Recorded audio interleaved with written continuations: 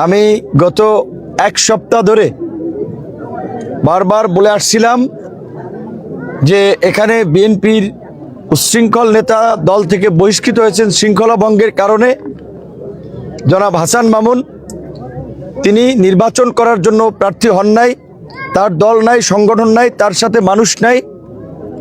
তিনি নির্বাচন বানচাল করার জন্য প্রার্থী হয়েছেন এবং বাংলাদেশের এই নির্বাচন আপনারা জানেন যে খুবই গুরুত্বপূর্ণ একটি নির্বাচন এবং একটা ঐতিহাসিক সন্ধিক্ষণে আমরা দাঁড়িয়ে আছি।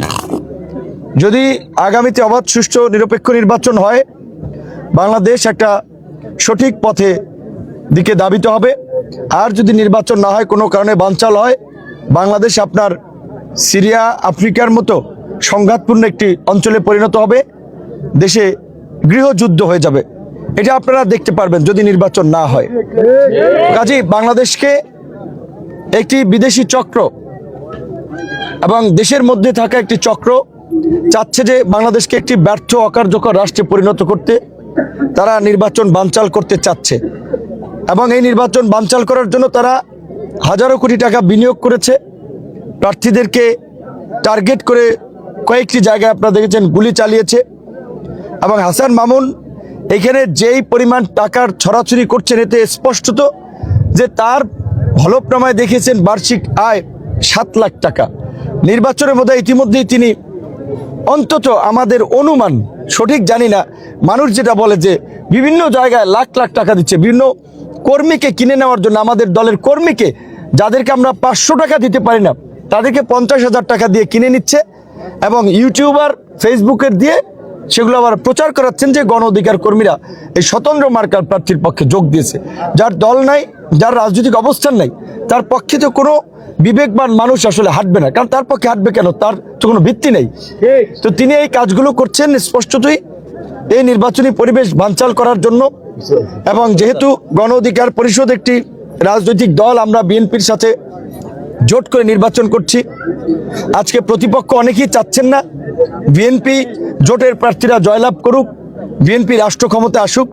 হাসান মামুন তাদের সাথে হাত মিলিয়ে এই এলাকায় নাশকতা থেকে শুরু করে হত্যার মতো অপরাজনীতি শুরু করেছেন। আপনারা দেখেছেন গত কয়েকদিন আগে আমরা সংবাদ সম্মেলন জানিয়েছিলাম বকুলবাড়িয়াতে আমাদেরকে অবরুদ্ধ করা হয়েছিল এবং সেখানে ককটেল বিস্ফোরণ করা হয়েছিল। সেখানে ডিএসবির লোক, সরকারি লোক আক্রান্ত হয়েছে। সেই ঘটনায় বিস্ফোরক আইনে মামলা দায়ের হয়েছে।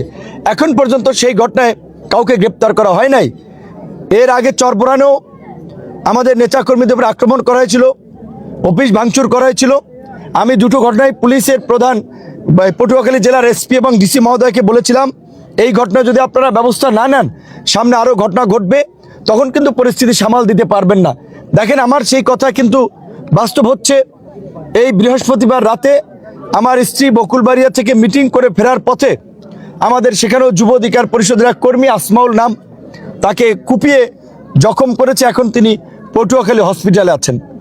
ওই বৃহস্পতিবার একই দিনে চরকাজলের 8 নম্বর ওয়ার্ডে উঠান বৈঠকে আমাদের ট্রাক মার্কার একজন সমর্থক মুক্তা নারী কর্মী সেই উঠান বৈঠকে যোগ দেয়নি বিদায় ওই সুলিশ বাজারের ভূমিদস্যুরা, হাসান মামুনের সন্ত্রাসীরা তাকে রাতের অন্ধকারে ধর্ষণ করেছে এবং এটি ধামাচাপা দেওয়ার চেষ্টা করেছে।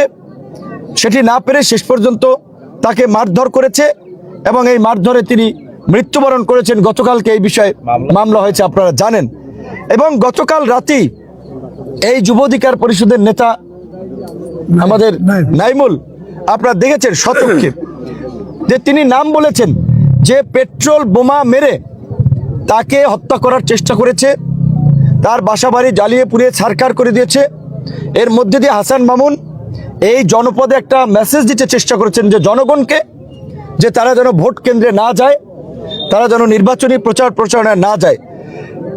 হাসান মামুনের এই সন্ত্রাসী কর্মকাণ্ডের বিরুদ্ধে আমি এলাকার জনসাধারণকে গণপ্রতিরোধ গড়ে তোলার আহ্বান জানাবো।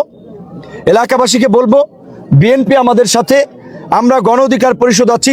আমরা যদি হাসান মামুনের এই সন্ত্রাসী কার্যক্রমের বিরুদ্ধে দাঁড়াই, হাসান মামুন 1 সেকেন্ড এলাকায় টিকতে পারবে না। আপনাদেরকে দাঁড়াতে হবে, আপনাদেরকে ভুলে গেলে চলবে না।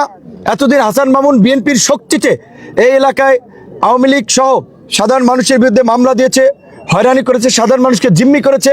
এখন বিএনপি তাকে বহিষ্কৃত করেছে, বহিষ্কার করেছে। হাসান মামুনের থাকা সন্ত্রাসীরা বিএনপি সকল পদ থেকে বহিষ্কার হয়েছে। কাজে এই সন্ত্রাসীদের কোনো রাজনৈতিক অবস্থান নাই, সামাজিক অবস্থান নাই, এদের কোনো অপকর্ম আর আমরা সহ্য করব না। আমি আজকে সকালবেলা স্বরাষ্ট্র উপদেষ্টা মহোদয়কে জানিয়েছি, ডিআইজির সাথে আমার কথা হয়েছে, গতকালকে থেকে পুলিশ সুপার এবং আপনার ডিসির সাথে কথা হয়েছে।